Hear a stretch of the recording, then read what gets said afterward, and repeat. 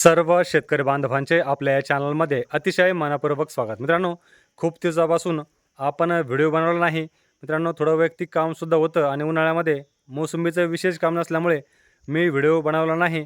परंतु मित्रांनो, आता पानकाळा तोंडावर आलेला आहे आणि आपल्याला मोसंबीचं प्रॉपर नियोजन करणं गरजेचं आहे. त्यासाठी मी हा व्हिडिओ बनवत आहे. उन्हाळ्यामध्ये आपलं चांगलं नियोजन झालं असेल आणि आपल्या मोसंबीच्या बागेला चांगली फळं असतील असं आपण समजूया आणि व्हिडिओला सुरुवात करूया. तर मित्रांनो, अनेक वेळेस आपण बघतो की आपल्या मोसंबीच्या बागा या उन्हाळ्यामध्ये हिरवेगार असतात, सदृढ असतात, चांगल्या असतात, चांगला मालही लागलेला असतो. परंतु जसं पावसाळा सुरू होतो किंवा पावसाळ्याचे 2-3 पाऊस पडतात, त्यावेळेस मात्र आपल्याला आपल्या मोसंबीच्या बागेमध्ये मोठ्या प्रमाणामध्ये पिवळेपणा पाहायला मिळतो मित्रांनो. तर हा पिवळेपणा कोणत्या कारणामुळे सुरुवातीच्या काळामध्ये येतो आणि याच्यावर काय उपाय आहे, याबद्दल थोडक्यात माहिती आपण या व्हिडिओमध्ये जाणून घेणार आहोत. मित्रांनो नमस्कार, मी हरी लगाने. आपल्या चॅनलवर सर्व मोसंबी उत्पादक शेतकरी बांधवांचे अगदी मनापासून स्वागत करतो. तर मित्रांनो, आपण जर बघितलं तर उन्हाळ्यामध्ये 3-4 महिने आपण आपल्या मोसंबीच्या बागेला चांगलं पाणी भरतो. अनेक शेतकरी बांधव आपल्या मोसंबीच्या बागेला ठिबकनं पाणी भरतात मित्रांनो. काही शेतकरी बांधव फ्लडनंसुद्धा मोकळंसुद्धा पाणी भरतात मित्रांनो.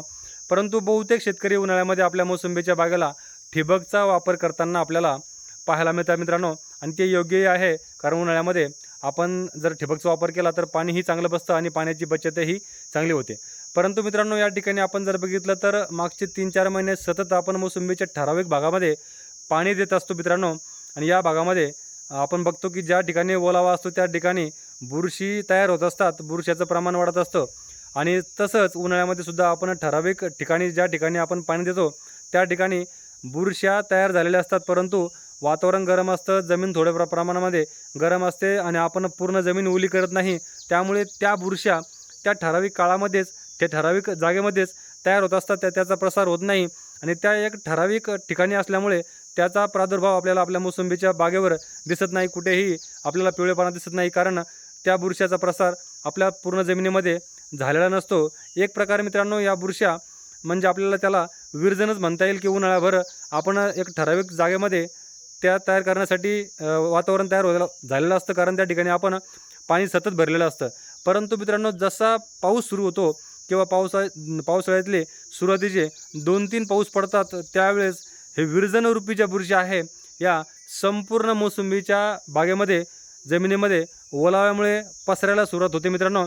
आणि जमिनीमध्ये जेव्हा ओल होते आणि वातावरण गार होतं, त्यावेळेस आपण बघतो की अतिशय फास्ट पद्धतीनं या ज्या हानिकारक बुरश्या उन्हाळ्यामध्ये एका ठिकाणी पाण्याच्या सहाराने तग धरून होत्या, त्यांना जमिनीमध्ये ओल भेटली, वातावरण गार झालं, त्यावेळेस त्या मोठ्या प्रमाणामध्ये आपल्या मोसंबीच्या बागेमध्ये आपल्याला पसरलेल्या पाहायला मिळतात. आणि मग मित्रांनो, आपण बघतो की ऑगस्ट सप्टेंबरमध्ये अनेक तज्ज्ञ आपल्याला सांगतात किंवा जून जुलैमध्ये जुलै ऑगस्टमध्ये आपल्याला अनेक तज्ज्ञ सांगतात की आपल्या मोसंबीच्या बागा ज्यावेळेस पिवळ्या पडतात त्यावेळेस आपल्याला आपल्या मोसंबीच्या बागेमध्ये जमिनीवर बुरशीनाशकाची फवारणी ते करायला लावतात किंवा ड्रेंचिंग करायला लागतात मित्रांनो. ते खूप खर्चिक असतं, ते खूप कष्टिक असतं, त्याला खूप कष्ट लागतात. त्यामुळे मित्रांनो, आता ती स्टेप आपल्याला थोड्या प्रमाणामध्ये टाळायची असेल किंवा ते अटकाव करायचा असेल तर या ठिकाणी मित्रांनो, ज्या ठिकाणाहून बुरशीची सुरुवात होती तीच बुरशी जर आपण मारली तर नक्कीच आपल्या मोसंबीच्या बागेमध्ये आपल्याला पुढचा त्रास होणार नाही किंवा बुरशीमुळे जे नुकसान होतं नंतर ते होणार नाही, ते आपल्याला टाळता येईल. तर यासाठी मित्रांनो, आपल्याला पाऊस पडायच्या 1-2 पाणी अव्वल किंवा समजून घ्या, आता मेचा शेवटचा महिना आहे, शेवटचा आठवडा आहे आणि शेवटच्या आठवड्यामध्ये आपल्याला आपल्या मोसंबीच्या बागेमध्ये ड्रीपनं पाणी चालवायचं आहे. या ठिकाणी आपल्याला काही बुरशीनाशकं सोडणं गरजेचं आहे मित्रांनो. यामध्ये आपण रेडोमिल गोल्ड जर बघितलं तर हे आपण 1 एकरसाठी किंवा 200 झाडासाठी 500 ग्रॅम घ्या.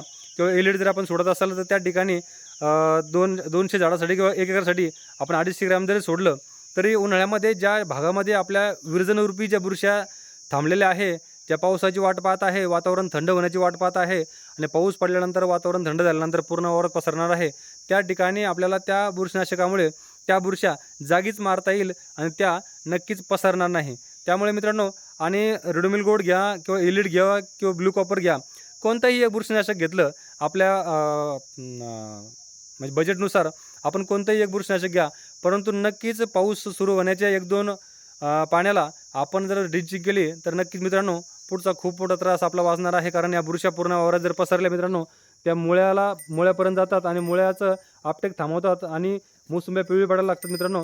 आणि पिवळं पडलेलं जे झाड आहे ते मोसंबीचं फळ आपल्या झाडावर जास्त दिवस ठेवू शकत नाही. त्यामुळे आपण हा जर प्रयोग केला तर नक्कीच मित्रांनो यानंतर आपण दिलेली खतं मोसंबीला लागू होतील आणि ज्या बुरशाचा त्रास आहे तोही आपण कमी खर्चामध्ये, कमी कष्टामध्ये टाळू शकतो. तर धन्यवाद मित्रांनो, हा व्हिडिओ आपण बघितला.